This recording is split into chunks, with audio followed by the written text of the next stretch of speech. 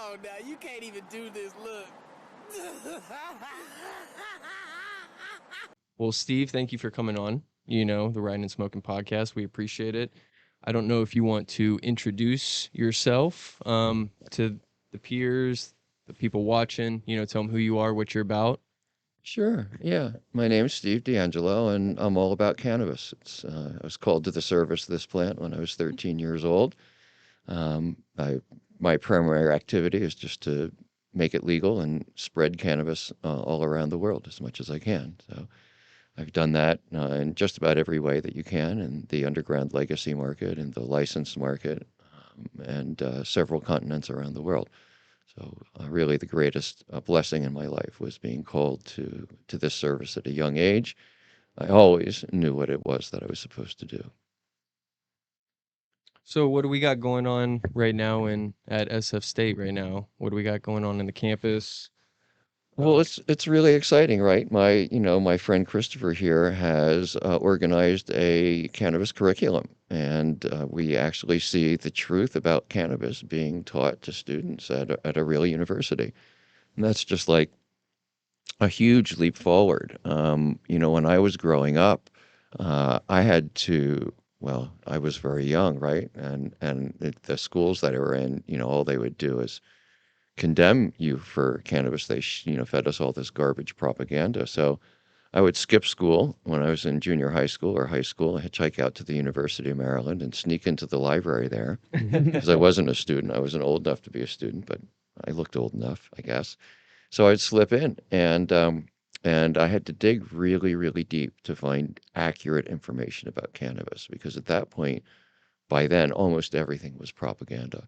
So I had to go way, way back. Like one of the pieces of information that was really helpful to me was a report that was commissioned in 1898 by the East India Company, Mm. which was a colonial venture that was backed by the royal houses of England and the UK in India, which was a colony then. And the cannabis smoking is really widespread in India.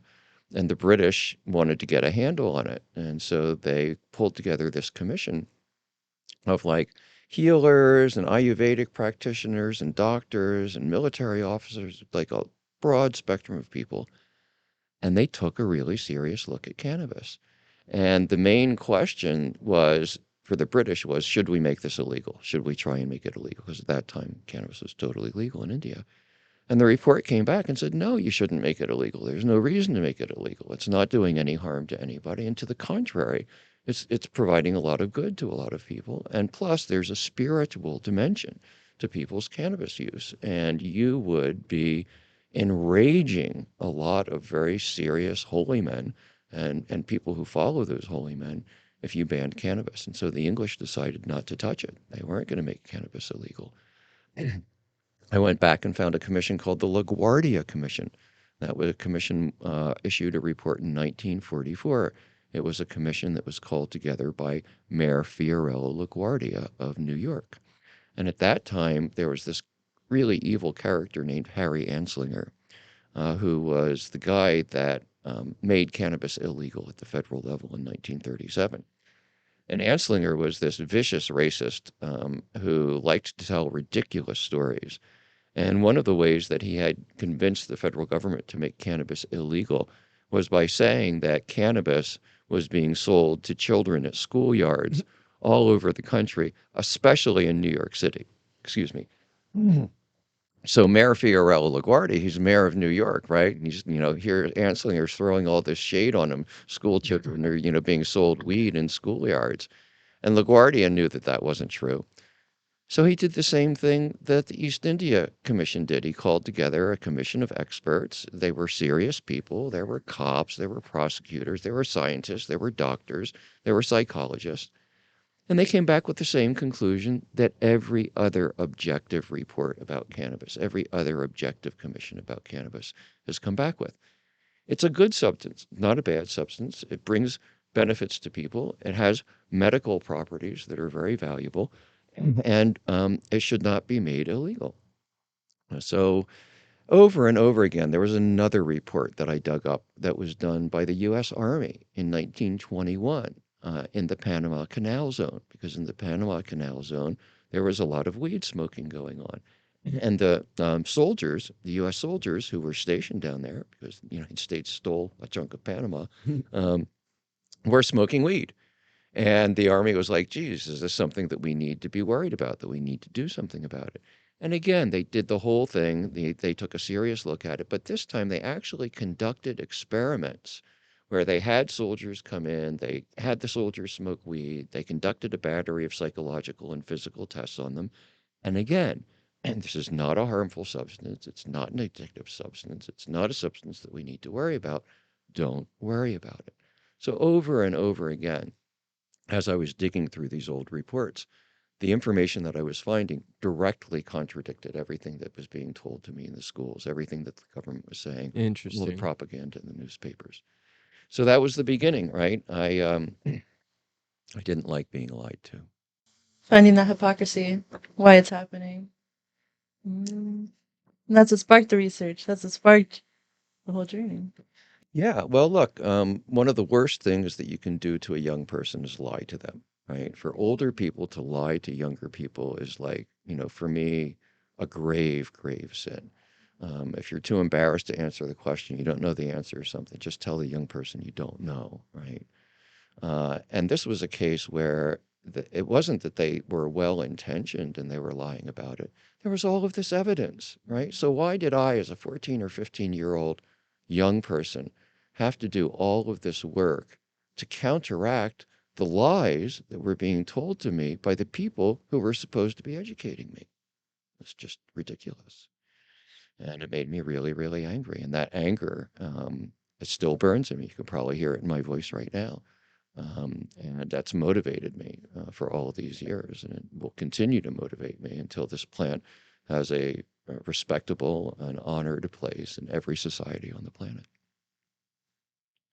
Yeah, it's interesting. I mean, for so long, cannabis has had such a bad rap, for it. And even in time, it still sees like people can't understand, you know, the good properties behind it, the medical properties. I mean, both my parents have had cancer, thyroid and brain tumor from my mom.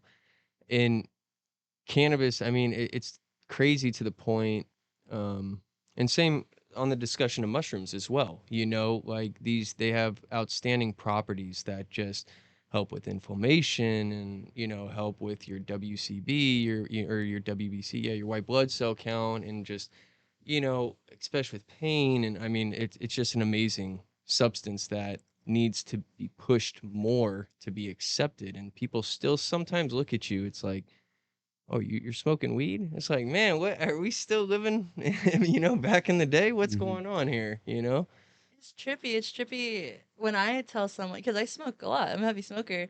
But it's because I feel so much pain. Like literally waking up, ever since I was a kid, waking up, I just had so much restlessness. And till this day, right? I'm an adult. Literally this morning, I wake up, I'm tossing and turning, turning, turning. Finally wake up, right? Use the restroom, come in, smoke a joint. And it's like literally like my body just kind of melts away, and I'm able to just finally like think about what I need to think about. Having to explain that to a person who's just seeing it as cannabis, you know what I mean? Uh, that I'm using it as a medicine. And then having to even sometimes, open up the conversation to the affordability of it and why I smoke so much more just whole flower versus getting cannabinoids, like CBG. Me personally, I love a good CBG. I used to deal with drug addiction, so for me, it's helped me kind of get rid of that little, oh, well, like, let me get a Xanax, let me get an opioid, things like that. It's truly a medicine. It's opened up so many things for me. Mm-hmm. Let me go of so many things. And it's shocking too to hear that way back then, you had to seek out information from a college, you know what I mean, on cannabis. Now to this day, it's literally the same thing. You have to go to these higher institutions, these things to find information that consumers are literally buying today. You know what I mean? Yeah, it's the bud tender's job, to inform them. But then what does the bud tender do when they hit a wall? You know what I mean? Because federally, the research is being stunted. Yeah. It's so long to go. So, Process so is for me, slow. what I really like is I like the hemp-based economy. I like the idea of what you propose in your book, and I like the idea. I mean, there's so many other uses for it, and not just for ourselves for our personal use, but I mean, you could build this whole thing out of hemp. Some of the work that we did in the class was just try to open up that discussion on hemp concrete. We talked about hemp plastics. I mean, the adhesive property of hemp or Yeah. cannabis by itself with the trichomes, I've thought about that Mhm. too. It, there's a lot of things you can do They with cannabis when power you cars break on it it. down. I learned that Mhm. from Steve. They power cars on this thing. Hmm. There you go. I mean, there's some motivation for them to get rid of that. I mean, what you could do with it, it's kind of like I mean, it is like a corn in a sense. Corn was you could do so many different things with corn. That's a great example. Too And many it things. is like that.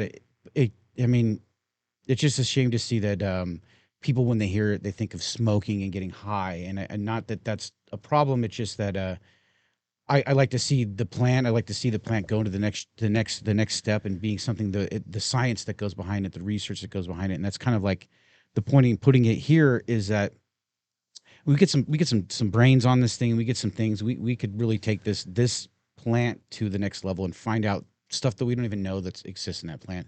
All the little the different like when you get a full spectrum, there's all these little things that are in there that we still don't quite understand how they work. And I just it's really cool to see. I mean, to see where it's going to go in the next 20 years. To see, I mean, who knows? You could find the cure of cancer in that thing. I'm really happy to have people like Steve to come there and kind of to do that work for us. And because that sucks. It sucks to have to sit there and have to dig for something like this. It's like Santa Claus. Kind of remind me of Santa Claus. People, your parents lie to you about Santa Claus. I guess that's the first lie that you hear. And I just it's just funny today we feel like we have all this information, but yet we're clouded with a lot of misinformation. And still, if you were to go look up this information, you'd still have that same fight to go and find the truth of something simple like this. And especially hearing the reasons why it was put away. It's just ridiculous. And The propaganda might not be blatant. yeah, The stigma. the Stigma's stigma, still yeah, and then there. I guess some people like that, and there's probably people that like that stigma that are like, well, I'm the bad guy, and do it for whatever reason they do it for, and you can do it for whatever reason you can do it for. But I think that the plant itself, I think it exists beyond just getting high, and it just has so many other uses, and I'd like to see those uses more brought out instead of just what's at a dispensary myself personally. Not that I don't enjoy it. I'm just saying I'm really about promoting all the different aspects of cannabis and what it can do for us. So let's establish a baseline reality because two things were mentioned here as if they were aspirational: Mm-hmm. glue and cancer. Mm. So before cannabis was made illegal in this country, it was a source of glue. Cannabis contains a substance called lignin. So if you've ever taken a cannabis stalk and tried to pull the individual fibers off of it, you'll find that they adhere to each other Mhm. very, very strongly. You kind of have to smash it with a hammer and pull it apart. It's not easy, Absolutely. right? That substance that holds the fibers of the hemp stalk together is called lignin, and it's a powerful, powerful, naturally occurring adhesive. And it was used as a source for what we would call today super glue before cannabis was made illegal. So we absolutely know that it can produce glue, and it produces it without a bunch of toxic chemicals. Absolutely. Cancer, we already know that cannabis cures cancer. There is a professor called Manuel Guzman at the University of Madrid, and he and a whole cohort of his students have been working for 20 plus years Wow. to establish this factual reality. And it's important. So let me just go into a little bit of detail, right? Cannabis fights cancer in two ways. Right? First, the essence of cancer is that the disease interrupts apoptosis. Apoptosis is the process of natural cell death, where our cells are supposed to die and new ones can be born. Instead of dying, they hang out and then they glom together onto each other and they form a tumor, right? And then that tumor appropriates blood vessels that are normally used for other purposes in the body to feed the tumor. That process is known as angiogenesis. So what cannabis does is it goes in and at first it restarts apoptosis so that the cell the cells start dying from the inside out. And then the veins, the arteries that were taken for angiogenesis start shriveling. And they shrivel and shrivel and shrivel. So basically, it's a two hit, right?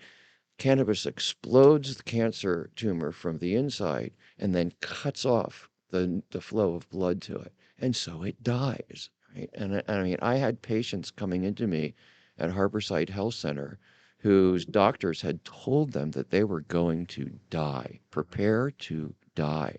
And they came and they started doing cannabis therapy. Not only did they not die, they lived. The tumors shrunk. And then the doctors went in to operate, not to take out the tumor, but to take out a tiny little shriveled membrane of what used to be the tumor. So we know that this is powerful medicine. Now we get to stigma, okay? The evidence is there about cancer. It's absolutely there. I went to a man who shall remain nameless, who is an extraordinarily wealthy individual, who has cancer centers named after him because of all of the money that he has donated to those cancer centers. And I presented this evidence to him. And this is a guy who smokes weed. Mm-hmm. And I was like, here's the evidence, you know?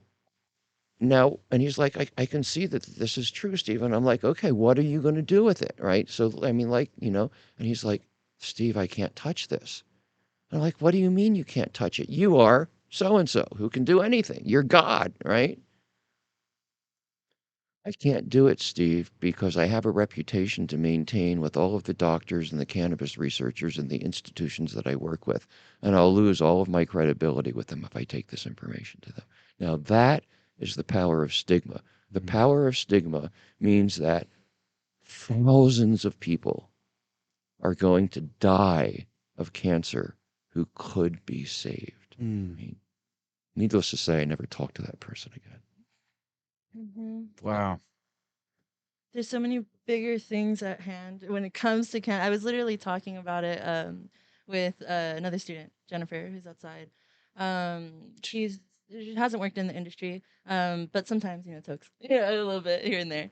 And I was just kind of asking her about it, and then she asked me about it. I worked at a dispensary this past year or so. Again, nameless. Closed down, but it was really close to, not very, very close, to one of the cancer centers here in SF. Um, and it just kind of overall felt very unethical. You know what I mean? Very immoral, because when it came to their product and when it came to training, when it came to treating cannabis as a medicine, right? Because I mean, you're close by this hospital, you know what I mean? Well, clearly, you understand that cannabis helps cancer. Cannabis can help multiple. We had a bartender that had MS. You know what I mean? Used cannabis as her medicine because I was the one that's the best medicine for her. As an individual. So we came to our managerial team, kind of talked to them a little bit how we kind of felt about the flow of product kind of intake, distributors coming in, things like that. Like, hey, where's the product, compared to this dispensary over here?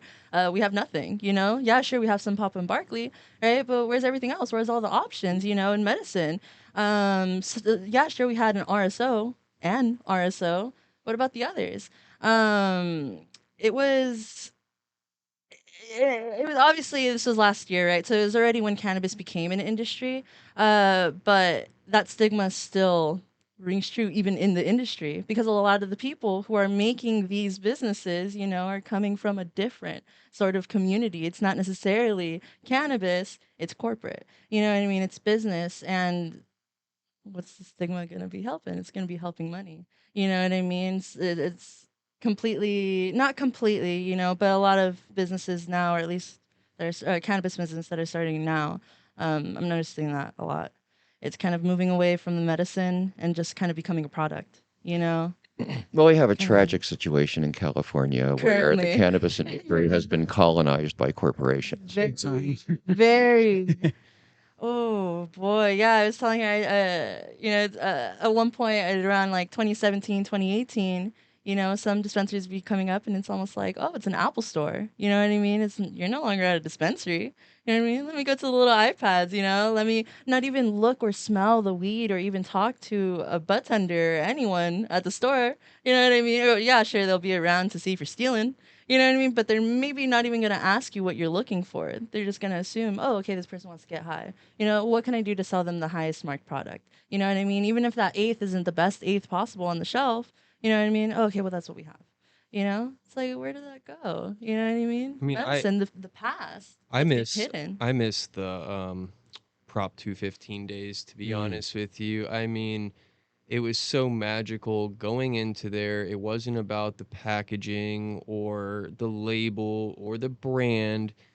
You saw the cannabis in a jar like a candy store. You went in there, you picked out, you got to smell, just like wine, right? Like you were Mhm. enjoying yourself. You were trying to, you know, just like you would shop, and you would go in, finally find what you want, and then they put it in a little clear bag for you. You know, it wasn't even covered up, and it's something we're purely missing today, because now, like what you said, it's became so commercialized rather than enjoyed. You know what I mean? You go in, it's quick, come in, grab that. I mean, I went to a dispensary not too long ago, and I couldn't even see the flower I was buying, and I was shocked. I mean, I understand it, like, cause I do packaging graphics and I get it, but if you're telling me I can't even look at the fruits I'm trying to buy at a grocery store, why am I going to buy one of your apples? You know what I mean? Because it could be rotten. I don't know. I mean, it could be maybe the apple strain I didn't want. And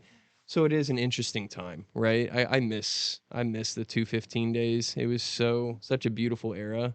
And then we thought we were going to progress, and it seemed to, like, we went up and then halted a little bit.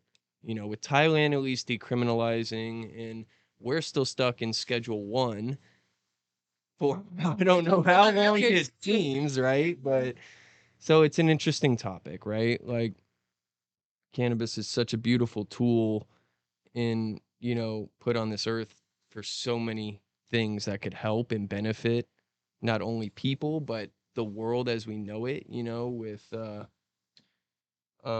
with anything, I mean, it's yeah. So is it classified as a weed itself? It's still Schedule 1. No, I mean as a weed, like as in a No, look, plant, not Well, no, look, the definition of a weed is something growing in your garden that you don't want there. Yeah, it does not fit Canada. It's not a weed. It's a very extraordinarily valuable plant. I think it's the most valuable plant on the planet. And what's happened in California is a tragedy. We had an industry here that was built by people like myself who love cannabis and who view cannabis not as a product, but as a teacher. And, I did the very best that I could to take the lessons that cannabis has taught me and implement those lessons in a business environment. And so at Harborside, my instructions to my bud tenders was, I don't ever want you to upsell. Your job is to make sure that this patient goes out of this dispensary with the product that is best suited for them. Mm. I don't care how much the product costs. I care that when that patient goes home and sits with that medicine, that they're going to have a good experience with it and they're going to come back to Harborside. One of the lessons that cannabis teaches us is to be generous. And so we were generous. We had a care package program that served 500 patients a week. Each of them got 2 grams. We were giving Wow. away 1,000 grams of weed Wow. a week, every For week. compassion. I remember that situation. That's amazing. We had the Patient Activist Resource Center, which was a computer and a letter writing center. Anybody who wanted to could sit down at the Patient Activist Resource Center and spend an hour on activist work, and we taught them how to do it, would get a free gram of cannabis. Nobody ever came to Harborside needing cannabis, regardless of how much money they needed, and walked away empty-handed. Right? Because why? Because that's what cannabis herself taught me to do. Unfortunately, most of the people who are in positions of power in the cannabis industry in California today, and honestly nationwide, uh, don't view cannabis as a teacher. They view cannabis as a product. They view it as a unit. They view it as a SKU. They view it as something that they need to make margin off of, not something that they need to treat as an honored teacher. And hopefully that changes. Hopefully we have an opportunity to get more people into the cannabis industry who actually really care about the plant. It's one of the reasons that I'm here at SFSU today and speaking with you. And, my advice to people, excuse me again, this frog in my throat just won't jump out. Um, uh, what I would say to students who are contemplating a career in cannabis is think carefully about it. Do not go into cannabis unless you are in love with the plant and you're passionate about it. Please do us all the favor and stay the fuck away from our industry, okay? Amen. If what you want to do is make a bunch of money and you want to make it fast, just stay away. Go home. Go do something else. Work with computers. Work with whatever, right? But leave us alone. Yeah, there's a lot of ways to make money, right? Stay out of that industry because it's for the passionate, for sure. This plant is such a good teacher. She teaches in such a gentle way, right? It's like you don't even know that you're getting the lessons and you just start acting in a different way, Yes. I used it for OCD originally around 2018. When I first moved up here, because I'm diagnosed with OCD, obsessive compulsive disorder. And it's pretty severe. So I was just in my head, and before that, I did smoke weed, and I did notice a little bit of that pause, and that's what it is. It's like a pause. It's like a little moment of meditation for me personally. And so I was like, oh, you know what? Man, fuck it. Oh, okay, yeah, let me just smoke. I smoked, and suddenly I'm able to go on uni. Suddenly I'm not hyperventilating, thinking only about, the minuscule little like germs, and all the possibilities of why those germs are there or anything like that, and now I'm just sitting in the bus, able to go to Wingstop, you know what I mean, or something, and just kind of hang out, go get some food, go to the park. Even sitting at the park was something that was so difficult for me. And then, just having that little moment of pause that my brain wasn't able to naturally give me. You know what I mean? It's the medicine. Yeah, sure. Cannabis has a really big, really huge community. That's where it started off, or not even started off, because again, we're forgetting about the whole history of it, when it was originally used primarily as medicine, sometimes in a pastime as well, but then the demonization happened. The making it illegal happened. You ever notice that people that hate cannabis are like the ones that smoke and they go, oh, I get paranoid. I don't, it makes, and it's like, for me, it means that I get self-reflective. If I smoke, I'm thinking about my thoughts and actions going, was I doing the right thing? And if that's paranoid because I'm doing something wrong, I guess that's, a bad thing. But I guess that's why I've noticed a lot of people that don't smoke will say that's the reason. Oh man, it makes me, paranoid, or I start tripping out. And I'm going like, maybe there's something in your life that maybe isn't adding up, because I know it does teach me a lesson when I'm if I'm doing something wrong and I smoke. I mean, I'm on checks and I'm thinking about my actions more thoroughly, and it's teaching me, like you said, and making me more aware of what's going on, not less aware. And if that's paranoid, I mean, I obviously have something to be paranoid about if I feel paranoid, but Well, it's a stigma, right? It's the same thing with calling weed weed, right? And Mhm. calling paranoia rather than um maybe development or open mindedness, or Yeah. like, because it's the same thing with mushrooms in a way, because I mean, psilocybin can be a very touchy subject, but in a way, like, I've had a lot of bad trips, but I would never classify them as a bad trip I say the because it was same. an experience, right? It taught me more about myself and what I wanted, and again, because we're all ingrained as we're born to put on a mask and be able to put up these walls of defense. And so, like with cannabis and with mushrooms and with all these other holistic natural properties, when you use them, sometimes it brings your wall down and you get a little scared, right? So then you start putting these words and these stigmas on them to make it sound not accurate, I guess you could say, because to me, I get where you're coming from. Like, to me, it's like therapeutic, meditative, and even if you get anxious or a little scared, it's like you gotta, I mean, even when you're on a roller coaster, right? There's gonna be the great fun parts and the scary ones, but you enjoy the ride, Mm-hmm. right? Hmm. And I Well, think cannabis can be a mirror, Mm. right? And some people, when they hold that mirror up and they're confronted with an image of themselves, find that so scary that they just put the mirror down.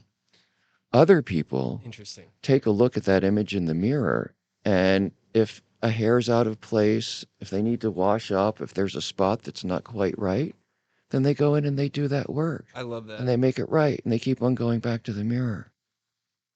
That was actually That's a great way to put it. beautiful the way you said that. And actually, that might be the best reason why, if you probably don't smoke cannabis, and mess with it to that degree, where you were able to see the mirror and decide whether or not you want to put it up or down, you don't go into the industry. You know what I mean? If you saw that mirror and were like, oh, that's scary, but I can make Imagine if money off that everybody got mirror. high. You know what I mean?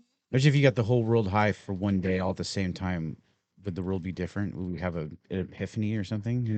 The whole world got high one And day. that's the thing. Some people would just be too scared and probably, let's bring it back to reality because some people could go full blown into psychosis, but then that's the thing, it depends on the people, it depends on the person, and that's where the education and understanding of the plant itself, and all the possibilities is important, for the consumer, especially right now too. Let's say a person, it's a new cannabis consumer, and they're really interested in trying weed. They heard a lot about it. They're not sure, but they want to go ahead and try it, right? They might not go to the dispensary and tell them, let's say they did know that they had a history of psychosis or something like that in their family, right? Maybe they would go and maybe not even thinking about it. You know what I mean? So it's like, I guess it depends on the person. You know what I mean? Maybe some people maybe just truly can't smoke weed.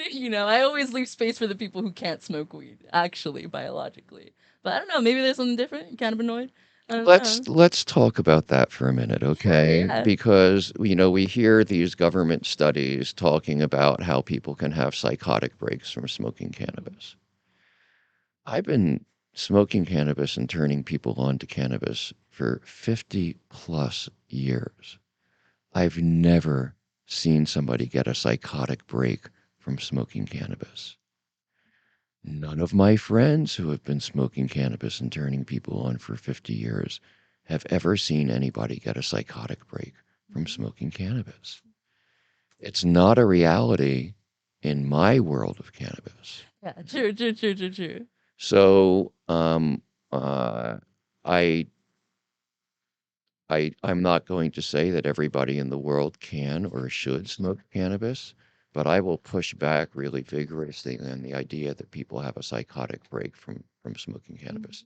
If people smoke cannabis and contemporaneously have a psychotic break, then I would say that you need to look deeper for the cause of the psychotic break. Goes back Like, to that mirror. well, there's a lot of people who drive cars and have psychotic breaks. Mhm. That doesn't mean there's a relationship between driving the car and having a psychotic break. Right? Anxiety could have been the discomfort, that's Well, not the weed itself. but Jen, you've been talking about how you self-medicated Mhm. for emotional issues, right? So is it that people who have a psychotic break are having a psychotic break because they smoke cannabis? Or is it that people who are struggling with psychosis find their way to the medicine? Mm. 100%. Correlation is not causation. Yeah. And all of those government figures about psychosis are built on correlation, not causation. It's Mhm. bullshit.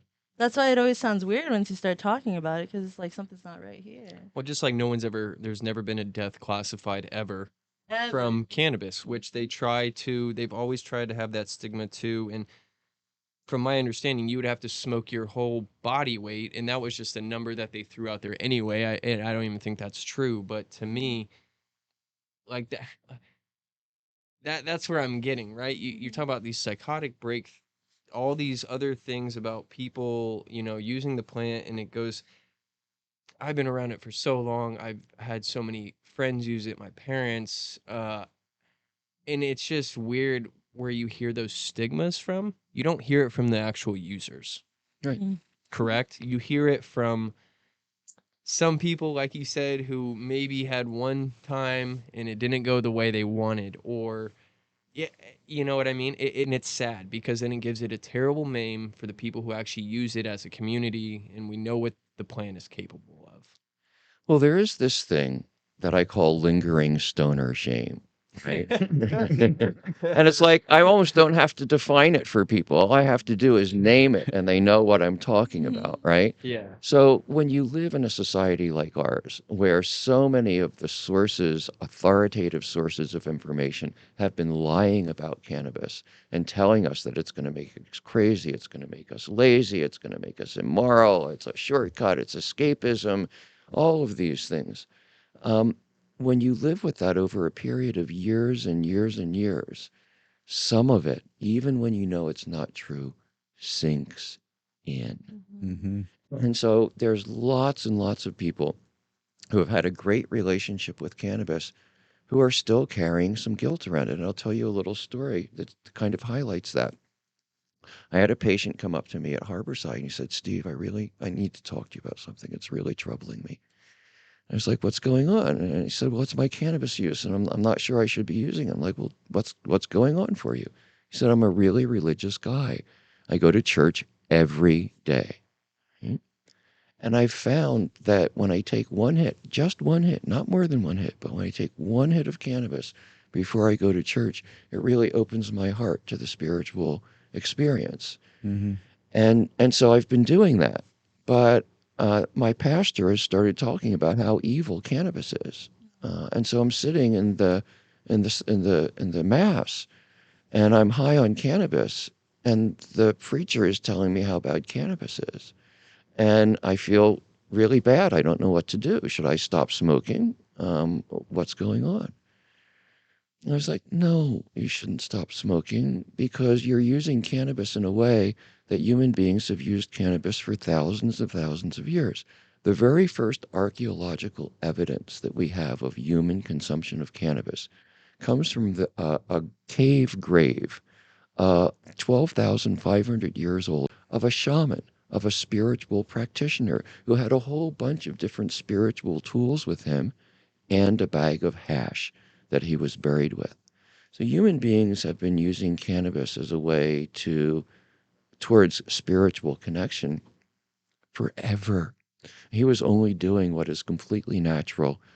One of the reasons that Mother Earth gave us this plant was so that we can have more open spiritual connections. And so he was doing just what he should with the plant. And so my advice to him was to find another pastor, find another church.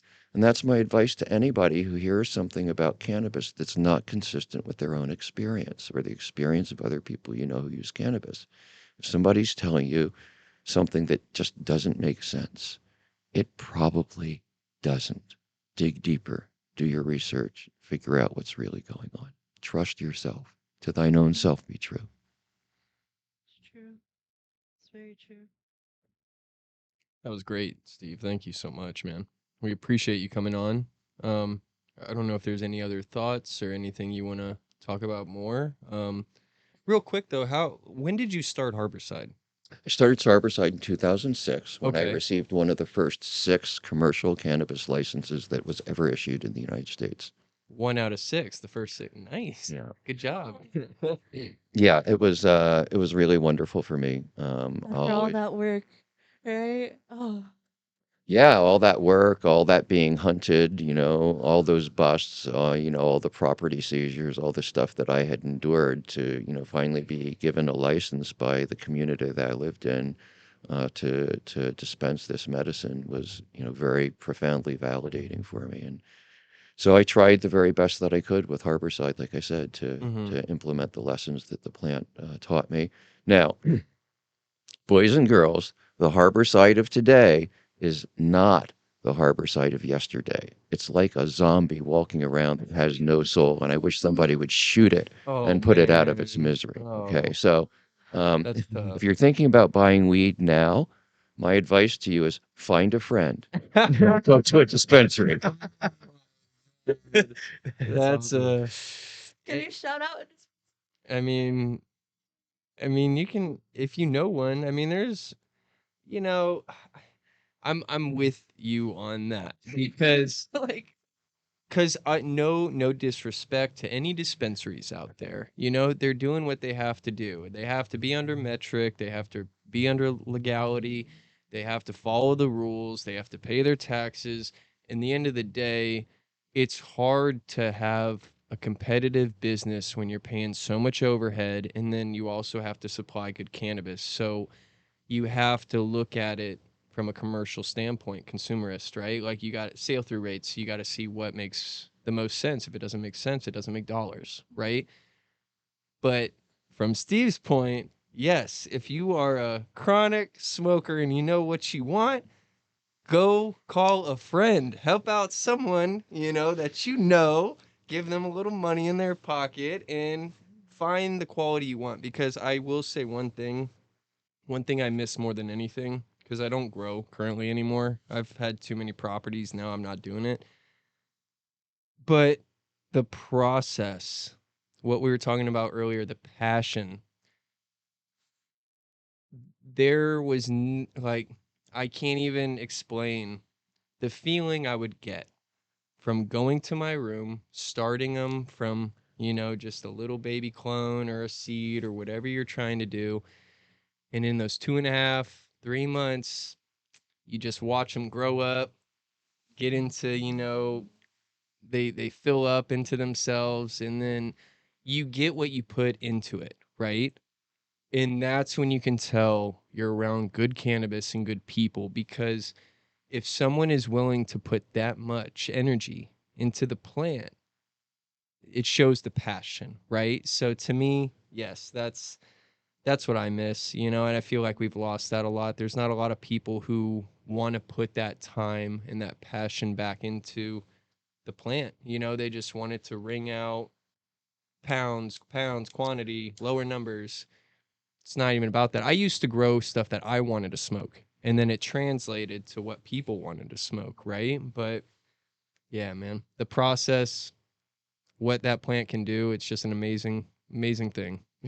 So I wrote an article. It's still kicking around online if anybody wants to Google it, called Topple the Pyramids.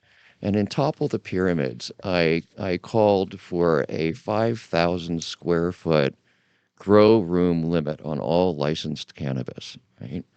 And the reason that I called for that was that when I go to growers and I ask them how much cannabis they can grow by themselves and still get the best cannabis that they're capable of growing, they say 5,000 square feet. Some will say 10,000, but I don't really believe them. Most of them say 5,000 if I'm being honest. 5,000, was that like 200, 250 lights? How many lights is that? Oh, it depends on Like how you 600 space plants. them, right? Different people do different stuff, but Of course. 5,000 square feet was the number that I most often heard I from got you. folks, right? I got you. And which also can be an outdoor plot as well. And so I would rather have more growers growing the best weed that they're capable of, and more people making money off of the industry and spreading that prosperity and freedom more widely, than having 500,000 square foot grow rooms that are producing mediocre weed, and then everybody working in the grow room, instead of being their own independent business person with control over their destiny, is a cannabis slave, right? So, would we rather have independent growers who are growing the best weed that they can, or we would rather have just a few corporate grow rooms with cannabis slaves in them? I think the Exactly. choice is pretty clear. Very. Very fully clear. Yeah, shout out to all the small time growers out there, the little ops blowing up those houses in Sunset, gotta love you. I know. Yeah, man. If you're passionate about it, stay in it. If you're not, don't even get started. It's not for the faint-hearted. It's a lot of work, and you got to have passion. If you don't, it's not going to translate to the plant. It's that simple. Yep. So, I mean, I guess my parting word is that, if you are a young person and you are called to cannabis and you feel the passion, don't have any hesitation whatsoever. The great thing about the cannabis industry now is that whatever it is that you do, whether you make music or you build computers or you do chemical experiments, whatever it is, the cannabis industry needs you, because cannabis has been illegal since the birth of modern technology and modern business practices. So whatever your area of expertise is, you will be able to apply it to cannabis. And when you do that, you're not just building an industry. This plant teaches us valuable lessons that we all need to learn in order to preserve this planet, in order to engage with each other in a good way. It's the reason Mother Earth sent the plant to us. So you have the ability, by working with cannabis, to not only do well financially, but to spread a lot of goodness through the world. And what better life could you have? Well, thank you so much for coming on and talking with us, Steve. Is there any way, anywhere they can reach out to you? Instagram? Do you have any social media that they can follow you on for more insight? Yeah, I'm mainly on IG these days. Okay. Twitter just got too weird. I'm not really there. There's an account, but I'm not really there. So catch me on IG at steve.deangelo, DeAngelo. And then you can get me with the same spelling of my name at stevedeangelo.com. Awesome. Read the book too. The book's great. Yeah, Cannabis Manifesto, still available on Amazon. And there will be another book out it'll probably take about another year, but watch out for it. It's coming. Awesome. Thanks for joining us. We appreciate you. Such a pleasure to be here. Thanks for spreading the word on cannabis. Come on now, you can't even do this. Look.